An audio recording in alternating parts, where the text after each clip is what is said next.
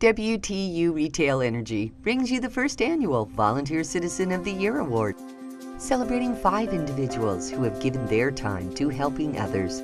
Brought to you by KTXS. Happy holidays, everyone, and welcome to the WTU Volunteer Citizen of the Year Award.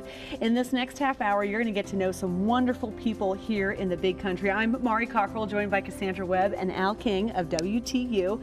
And basically, you guys have put out this great new award coming out here in Abilene for the first time in Texas, first time in Abilene, and we've been able to highlight 5 wonderful people in the Big Country, and up for grabs a $5,000 donation from WTU to the charity of their choice. Al, tell us about the decision to come to Abilene. Well, the decision was really kind of an easy decision here. I mean, Abilene represents such a wonderful community for us to actually launch our very first Volunteer Citizens of the Year Award here in the Big Country, and it made simple sense for us. Very good. So stay tuned and listen to these great stories.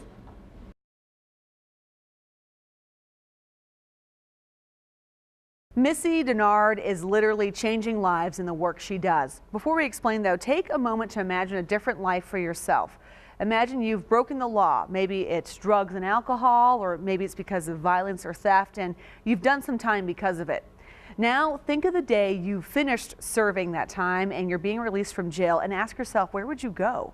What would you do? You have no money, no home, no job. Your family won't talk to you because of what you've done. So where do you go? The only numbers to call are likely those of people you were dealing with right before you went to jail, the same people who likely got you into that trouble or at least enabled it. So what do you do to change your life and not end up back in jail? When you take time to realize what some people have been through, it's not so hard to see how that cycle of crime keeps repeating itself. And that's where Missy Denard comes into play. She's created a place where women can go to break that cycle. As the sun sets on Cedar Crest Drive, the inside of this house lights up with the sound of women. What does image mean? These ladies coming together for a weekly prayer group are for the first time learning how to live outside Hoping he's 25. of a jail cell. They've all come here voluntarily because of this woman, Missy Denard.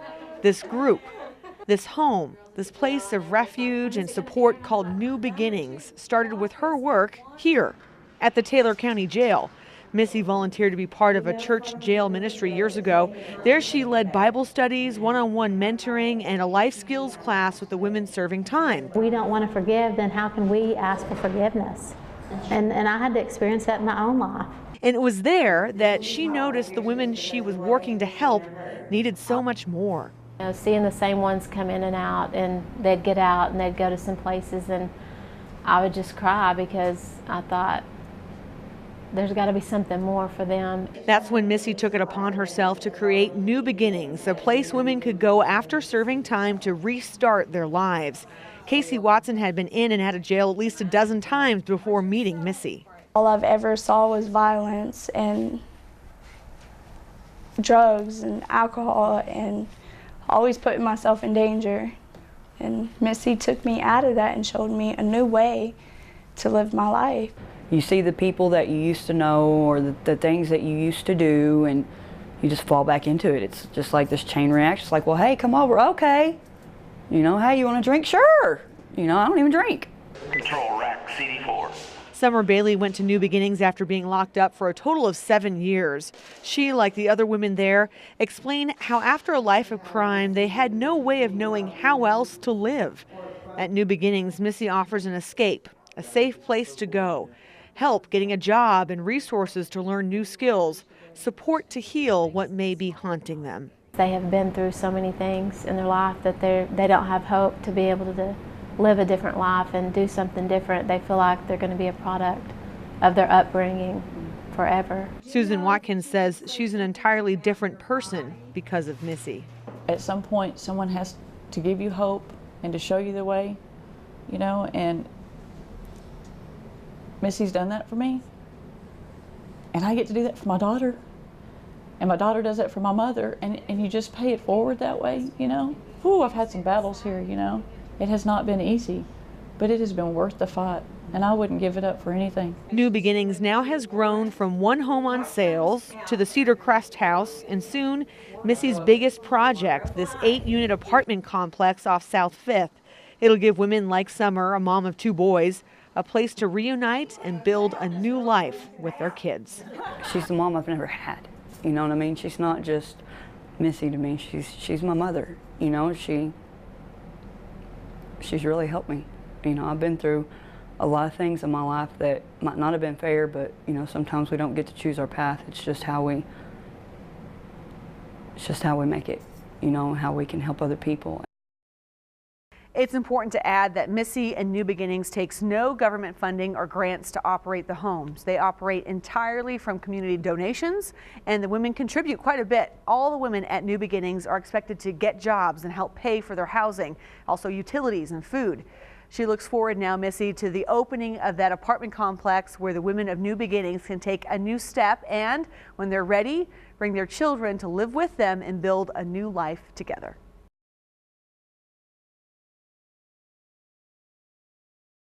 And now we bring you the story of a woman who at just 59 years old was diagnosed with Alzheimer's. But she's not letting that define her. Instead, she's on a mission to find a cure and works tirelessly to erase the stigma often associated with an Alzheimer's diagnosis, using her family as motivation. Libby Embry uses the power of words and speeches she delivers all across the country, including speaking to Congress. She advocates for equal funding. She hopes to find a cure for the disease so that her children and grandchildren don't have to live in fear. Libby Embry devoted 25 years to the Abilene Independent School District as an English teacher. Just 7 months after retiring, she learned the worst. At just 59 years old, she was diagnosed with Alzheimer's. Devastating. I was planning to go into the golden years, and as they call them. Libby says the thought of shutting down and hiding away did cross her mind. But after being on medication for about 2 weeks, she had a revelation. I'm not gone. It's not over. And so I just got up and went in and told my husband and my 2 kids, I said, the pity parties, I'm done. And I said, I'm going to work like no one's ever worked. And I'm going to find a cure for this disease. And she hasn't looked back since. Libby went to the Abilene chapter of the Alzheimer's Association and saw a need. I could see how little was there was no volunteers. And, you know, it's just a 2-man office, and there was so much work that was, you know, it was just too much work. So I thought, well, this is a good place. This is what I'm going to do. I'm going to throw myself into this.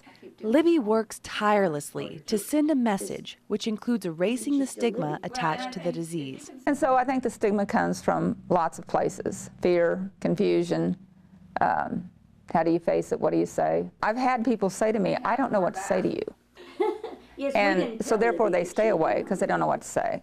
And of course, she works towards a cure. You know, I'm not going to find a cure in my lifetime. It's not going to happen. But I want to see one on the horizon for my kids or my grandkids. And then before long, I have insect soup. It's delicious.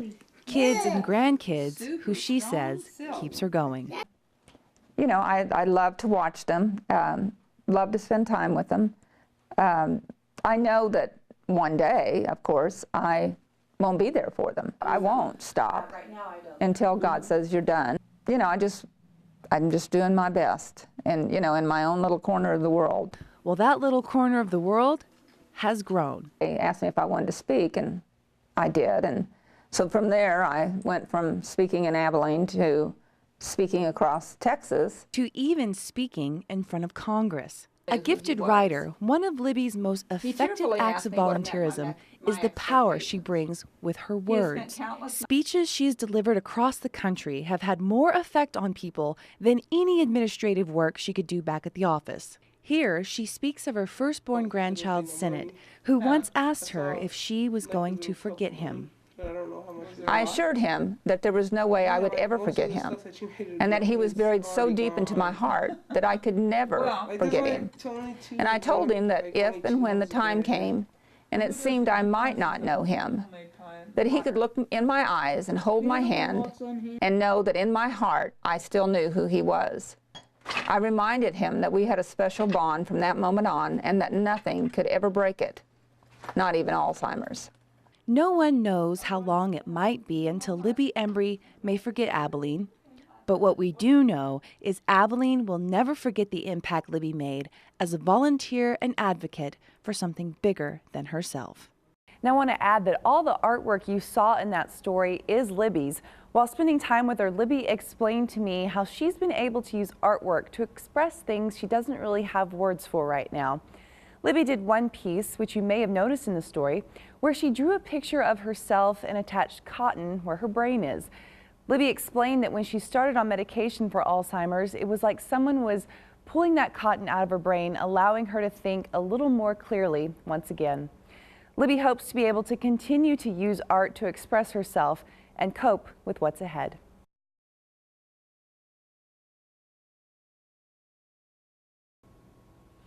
Gordon Story retired from the United States Air Force after 21 years of service, but his service didn't stop there. He created the Dias We Care team 14 years ago after seeing a need for leadership training skills among young airmen. The Dias We Care team averages about 6,000 service hours a year, all under Gordon's direction. And Gordon told me the reason he chose to stay in Abilene upon retirement was because of the We Care team, which only further points to his commitment to caring for the community of Abilene. One of the Air Force's core values is service before self. Even after 21 years of service, retired Master Sergeant Gordon Story continues to embody that core value. 14 years ago, Gordon created the Dias We Care team, a nonprofit organization that does a wide range of community service projects, when he felt something in the Air Force was just missing. And I just saw that there was a need for leadership development because we were getting so busy with the ops tempo being so high and doing more with less that we really weren't spending that informal quality time with our troops. The Dias We Care team averages about 600 volunteers a year, mostly servicemen and women. While the intention is to serve the community, the airmen are served as well. The airmen serve the community, and then in return, they're getting an opportunity.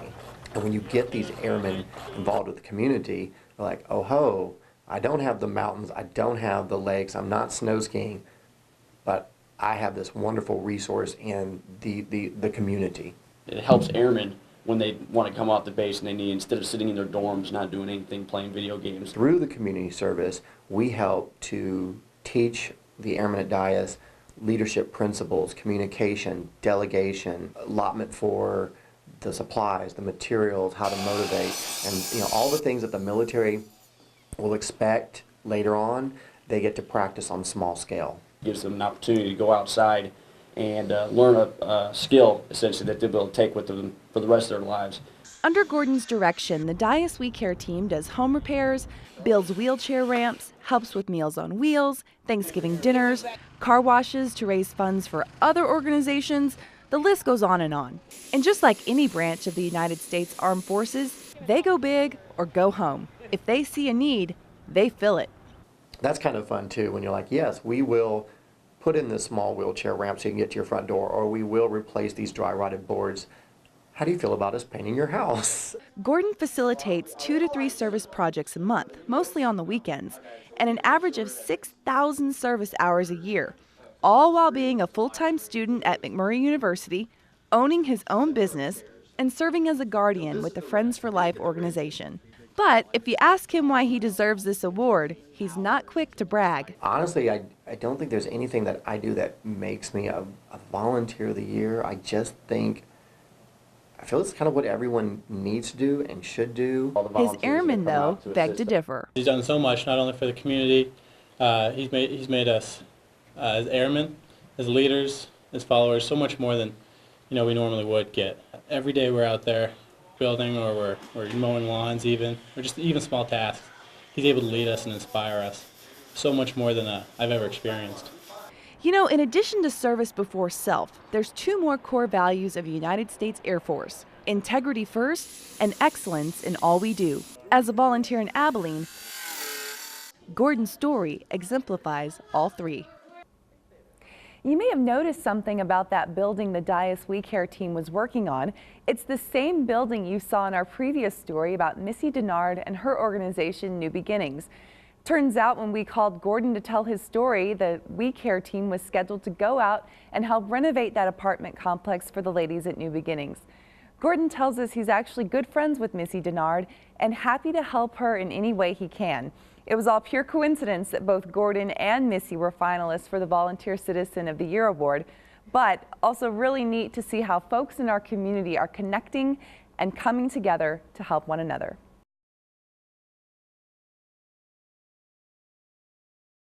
We hear a lot about autism these days. The latest stats show 1 in 88 children are diagnosed with some form of it. Boys are 4 times more likely than girls to be autistic. Jamie Thomas is an Abilene mom who learned not so long ago that one of her boys is autistic. She and her family have lived through the ups and downs of that diagnosis, and it's in that roller coaster ride that she has chosen to take action.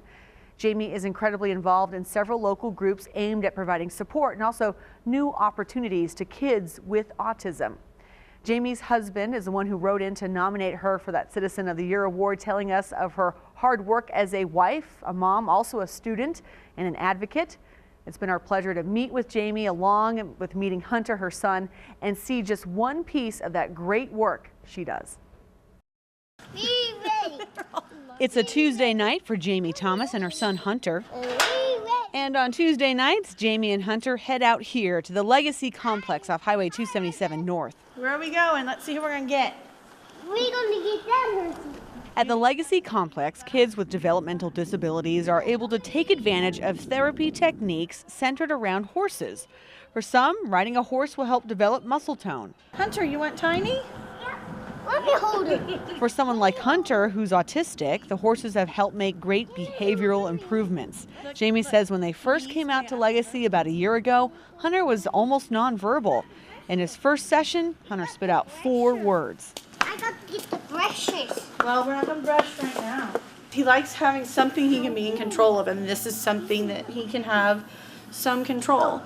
That's where Jamie jumped into action. The Legacy Complex's executive director, Tammy Spittler, says Jamie is her go-to girl. Jamie is one of those people for me.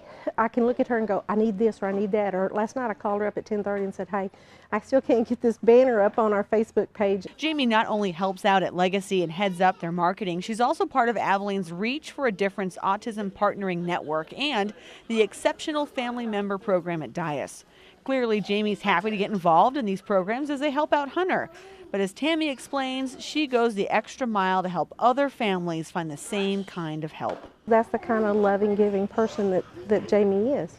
And so out of that, not only did she help her son, and now she's helping other people, including myself, but getting the word out. I would say one of the best things about Jamie is how she has helped us get the word out, because we're a nonprofit. It took us 15 months to get our 501c3, and so we didn't have the money for marketing. But word of mouth with her and all of her commitments on the Buddy Walk and the Reach Walk last year at the zoo and the Boo at the Zoo and all those things that she's involved with has helped get the word out so that other little kids can come in and get services here. For Jamie, the work she does is simply a way of giving back. What better way than to be out here and kind of the benefit of helping a great facility that's helping my child. Jamie's time at the Legacy Complex is just one part of what she does. She's also very active with Reach for a Difference. It's an autism spectrum partnering network here in the Big Country. You may have also seen her out at big events like the Autism Walk out at the Abilene Zoo.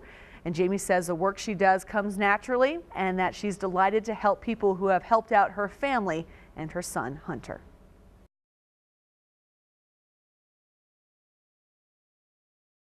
This last story is one you may have heard already, but not as a story. You've likely heard it as music during any number of performances over the years in Abilene and surrounding areas. It's about the Handbell Choir out at Disability Resources Incorporated, or DRI. DRI is a special home for mentally challenged adults. The people living there do all sorts of things. They're behind the pumpkin patch every October. They make and sell specialty items as well, like salsa and chocolate, and they also make beautiful music through that Handbell Choir. It's a program that exists because of one woman, Kathy Taylor. Take a listen to the work of Kathy Taylor. She's taught dozens of folks out at Disability Resources Incorporated how to stand up and shine. I mean, they're like all my kids now, and it just means so much to be able to give them the opportunity to do this. Kathy heads up DRI's Bell Peppers Handbell Choir. Not only does she teach the mentally challenged young adults here how to read and play music, but she's also helped create a unique way of writing out the music so it can be read a little easier. Kathy volunteers all of her time teaching and leading the Bell Peppers and says it is worth every minute. That feeling of accomplishment that they're really doing it, you know, it's not like pity or, you know, oh, isn't that sweet? They're trying to play those bells. But, you know, if you've heard them play, I mean, they really can do a nice performance. Kathy not only works with the folks at DRI, she also teaches part-time at Abilene ISD, heading up their bell choirs for the special education classes. It doesn't take much to see what an impact she's had on their lives. She's friendly, she's outgoing, she helps us with everything, she helps us get what we need to get done. She's straight to the point, but at the same time she's nice about it. Disability Resources is a cause close to Kathy's heart. Her daughter is a client at DRI, and Kathy says it's her pleasure to help out those who have made such a difference in their lives.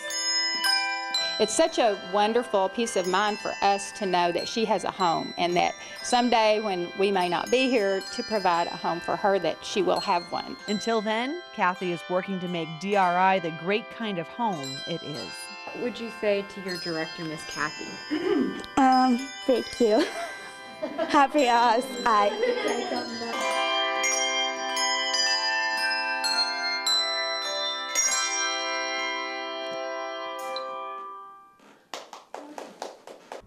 We talked about it a little in the story, but you probably got to look at that music Kathy works off of to conduct the bell choir. To most people, it looks like a bunch of letters on a really big scroll. It turns out, though, Kathy is one of the people who pretty much invented how to rewrite music in a way that someone with a disability could understand it. You can just imagine the amount of time and work that goes into transposing just one song, never mind an entire concert's worth of music. And talking to Kathy's husband about the work she puts into the bell choir, he tells me that when the time comes to write out new music, watch out. The house smells of permanent marker for hours.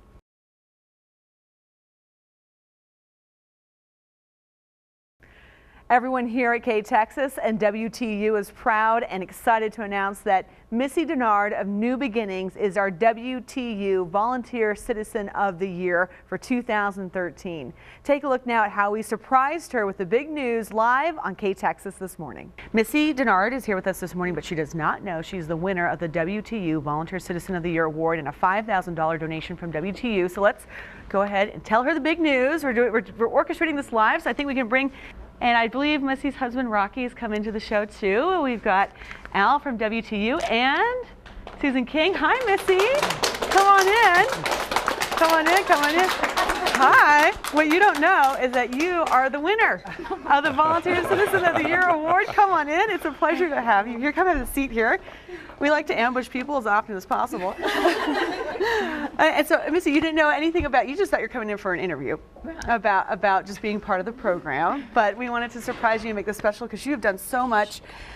Tell us, you know, it's amazing what you have done, and with a third location now going up with such a big deal.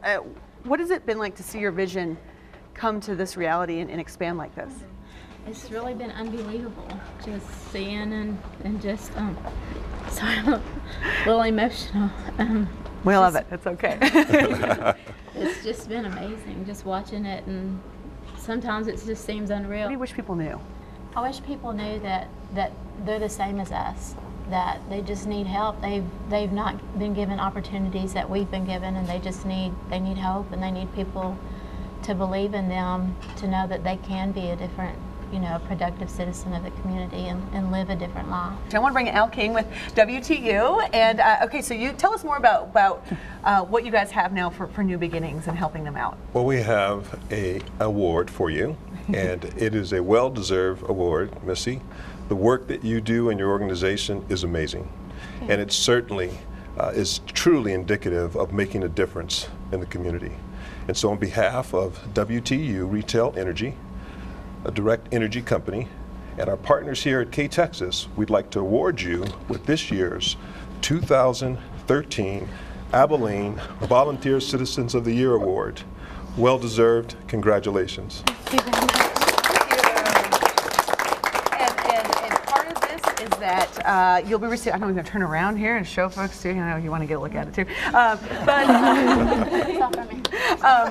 And then part of that, you all donate $5,000 to the charity of the winner's choice, and of course, assuming, to go towards New Beginnings. And so, tell us why you chose Abilene to be the first place here to start this in Texas. It's been happening in other bigger cities all over the place. It certainly has, but no other place makes sense than Abilene here. Here in the big country, this is our first Volunteer of the Citizens of the Year Award here, and we chose Abilene. We think that this was a perfect place here, and again, one of our values is certainly to reach out to the community and to be entrenched in the community, and with activities of this caliber here, it was just the perfect spotlight for us. Al King's still with us here with WTU, and we're letting Missy kind of digest a little bit because we just threw it at her very early in the morning. Everyone's hugging. Yeah, but it's great, and like we're saying, the first time to do this award here in Abilene and in Texas, and so we're really excited for years to come and broaden it out. So I guess what would you say to folks as far as they look at the year ahead, maybe people they want to honor? Well, this is certainly an amazing program that we really feel, excuse me, very blessed to be able to have as a part of our direct energy values, getting out in the community and kind of really highlighting the importance of volunteerism and the fact that you can do things both big and small. As we look to 2014 here, we think that next year will be even a bigger year. We had some amazing nominees, and so we look forward to seeing that grow even more for next year. We're back here with Al King of WTU, and of course State Representative Susan King joining us to share these great stories today. And Al, tell us, we kind of touched on how this is the first time WTU has brought this award to Texas and making Abilene the first place to do this, but you guys have been doing the Volunteer Citizen of the Year Award for some time now. Yes, Direct Energy actually launched the program here 9 years ago in our Canadian markets here. And then 4 years ago, we introduced it to the U.S., and now we have 11 cities, with Abilene being our very first here in Texas. And these are big cities. Yes. Yeah, absolutely. Absolutely. So, and it's great now that we get to share our stories and get those out there as well. And so I know, Susan, for you to watch, and it's no surprise to you, we got some great people out there. Oh my gosh, it was fantastic. And I'm so excited that Canada, the United States, Abilene, it's just a perfect transition. So we're very honored that y'all decided to have it here. Absolutely. We really are. And speaking too about, we've had, our winner being Missy Denard, who we've seen live on KTXS this morning, but talking about all the other nominees who've been great, and Libby Embry, for instance, as fantastic. I mean, this woman is so courageous with her diagnosis, wanting to help and educate other people. I just stand in awe of that. But Missy Denard today, I don't know, it was more glittering. The Crystal Award from Direct Energy are the women's tears as they listen to this woman they love deeply and appreciate, and who's made them survivors now. So it's fantastic. And this is just the beginning. We hope to make this bigger and better and even more known in years to come. And so folks can keep an eye out for that, correct? Right, and I think you told me that coming forward that this may happen again in Abilene, and so we want citizens to be sure and nominate people and get a really broad spectrum of people that need to be recognized to go forward to see how they can affect community members. So absolutely. This isn't a one-time thing, correct, Al? It is not a one-time thing at all, and you can look forward to us being back in Abilene in 2014 for sure. Absolutely. Keep your eye out. We'll have promotions here on KTXS all over the place. So be thinking of a great volunteer that you want to honor here in the big country, and we can't wait to tell their story.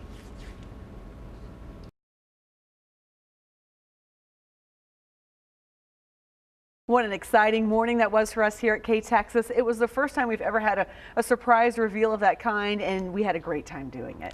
And what a neat time we've had being able to meet all of our finalists and tell their stories with you here on KTXS. And it's been an emotional time. Stories like Libby Embry's bringing both of us to tears very easily, and to someone like Kathy Taylor, who is sharing the simple gift of music and brightening so many lives. Yeah, and I know I have been amazed, as you as well, just to see what people here in the big country will do, and they'll do it just because they want to help, just because they see a need, just because they want to put a smile on someone's face. But the really amazing thing is that this is just the beginning, and I know that we are just now scratching the surface at the spirit of volunteerism here in this community. That's right, and that's where you need to stay tuned to KTXS. WTU is thrilled to host the Volunteer Citizen of the Year Award again next year. So keep watching KTXS and make sure to like our Facebook page and download our free mobile apps. We'll be posting on all of those fronts for our next call for entries in 2014. And again, just thank you for being a part of this great experience. Thank you for watching the very first WTU Volunteer Citizen of the Year Awards right here on KTXS. But most of all, thanks to everyone in the big country who gives their time to help others and make this a great place to live.